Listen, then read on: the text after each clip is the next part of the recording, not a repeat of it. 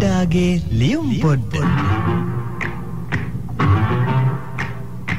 මේ වෑයම රජ වෙන්න නොවේ. මම මේක ගත්තේ පයිවට් බස් එකක ගහලා තිබුණු එකකින්. කාමින් දෙතුනෙත් මාමලා දෙන්නාට භක්තියෙන් ලියමි. මම ඊයේ ඉස්කෝලේ ආවේ බස් එකේ. අපේ වෑන් එක කඩිලාලු. අම්මා මාවත් අල්ලගෙන බස් එකට නැග්ගාය.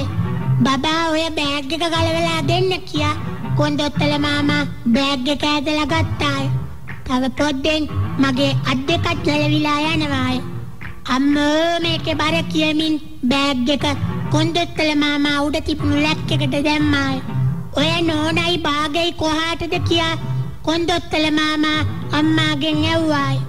අම්මා තල්ලි දුනි. ටිකකින් කොන්දොත්තල මාමා මෙන්න ගන්න විගාට ගන්න කියමින් බස් එක හැමතැනම ටිකට් බෙදාගෙන ගියාය. මටත් එකක් දුන්නාය. මෙන්න එතකොටම නිල් පාට වාගේ යුනිෆෝම් එකක් ඇඳගත්ත මාමලා කට්ටියම බස් එකට නැග්ගාය. අපේ ටිකට් බැලුවෙමි. හැමෝම ටිකට් පෙන්නුවාය. මාමලා බැලලා යන්න ගියාය. ඊට පස්සේ මටයි අම්මටයි සීට් එකක් හම්බ විය. ඩ්‍රයිවර් මාමා කැසට් එකක් දානවා පෙනුනි. මුළු බස් එකම දෙදරන්න පටන් ගත්තාය. සීයා කෙනෙක් යකෝ මේක නවත්තාපිය කියා බැනගෙන ගියාය. සීයා කියපු සමහර වචන මම මීට කලින් අහලා නැත. සීයාට බනිමින් ඩ්‍රයිවර් මාමා කැසට් එකේ සද්දය අඩු කළේ. ඩ්‍රයිවර් මාමාද සීයාට බැන්නේ සීයා බැනපු වචන වලින්මය.